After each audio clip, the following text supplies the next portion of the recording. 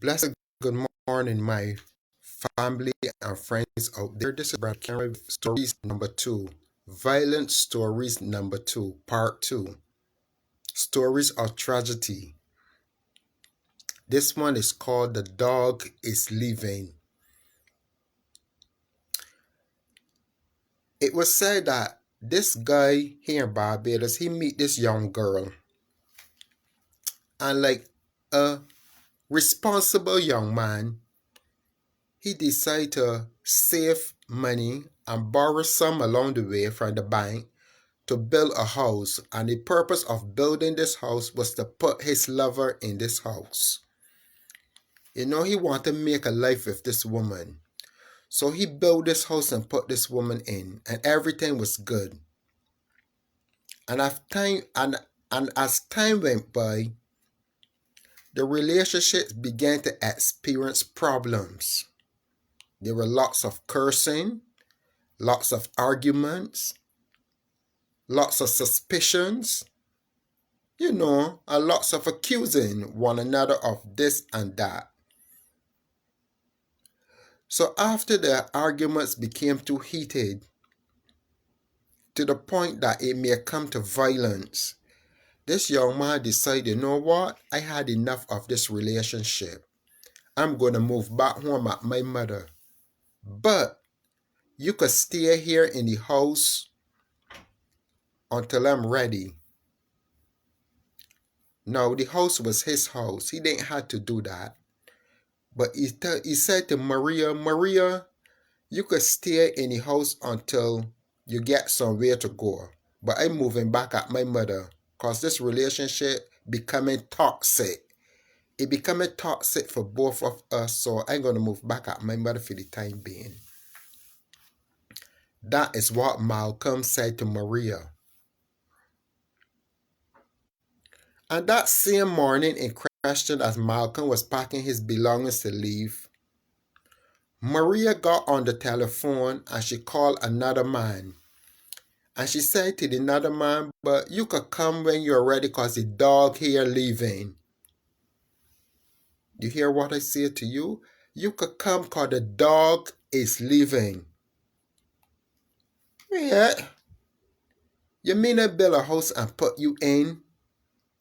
I willing to leave and go back at my money and leave the house with you, and you say the dog leaving?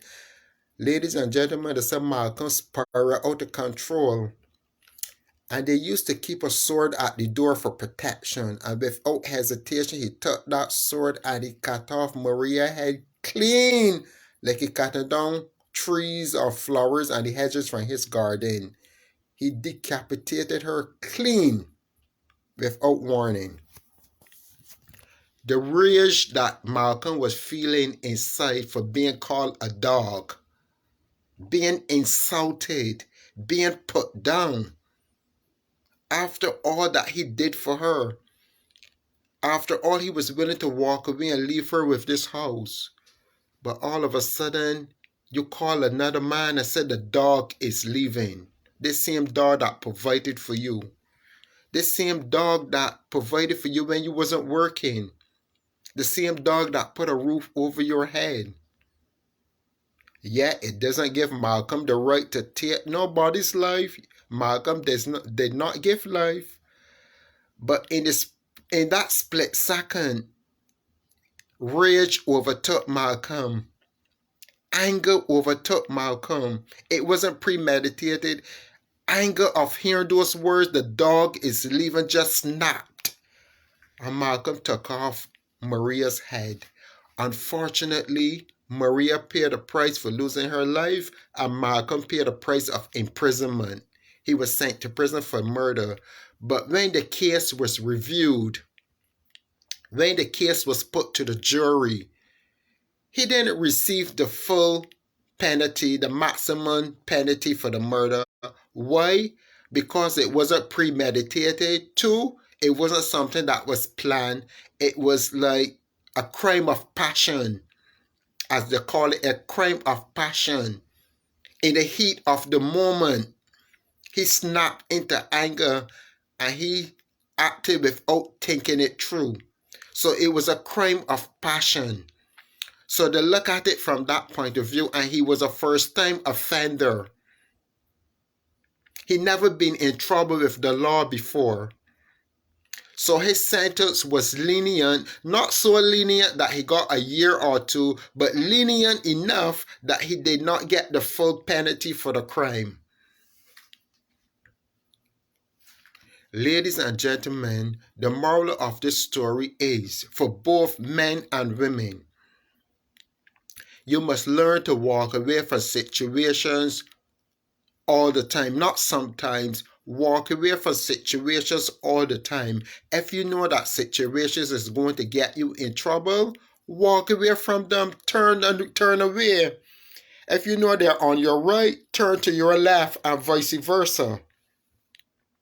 If you know you and somebody can't get along, do without. The old people used to say, if you can't do with, do without. Believe you me, I learned that the hard way.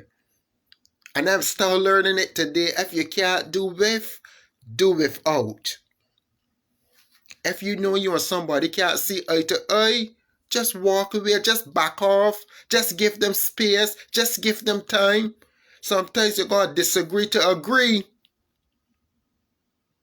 Don't let anger overtake you and then regret it later. Trouble is set up like rain. Too late should be your cry. Had Malcolm walked away, yes, he was walking away. But even though she said those grievous words to him, he still had enough power. He still had time to think this through. He could have just walked away from the situation and leave it as that. What I would have done, the dog leaving, but look, listen to me, left my house, man. Leave my house, this is my house. Or call the police if you're not sure about yourself. Call the police and let the police come and sort out the situation so peace can reign. But unfortunately, he took the other route. And he took her life, and his freedom was taken away from him. So both of them paid the price. But honestly, she paid the ultimate price. Ladies, if you know that you don't want a man, do not take his belongings. Ladies, if you and a man can't do without. Ladies, respect yourself. Gentlemen, you don't give life. You didn't give life to no human being, so you shouldn't take life. I know it's easier for me to say that because I'm not in the situation, but learn from my stories. That is the reason why I'm doing these stories. Live broadcasting it, that you must learn to walk away from situations that you have no control over. We all have that split second to think at that last minute. The reason why I can say that, I'm speaking from experience. Had I walked away from situations, I would have never got myself in certain situations of trouble. But now that I'm experienced, I had that time to reflect. That time to go over my actions. To every action, there's a reaction. This is Positive Care coming to you with stories number 2. Story number 2, sorry. Stories of violence or tragedies or crimes of passion. Let's call it crimes of passion. This is Crimes of Passions Part 2.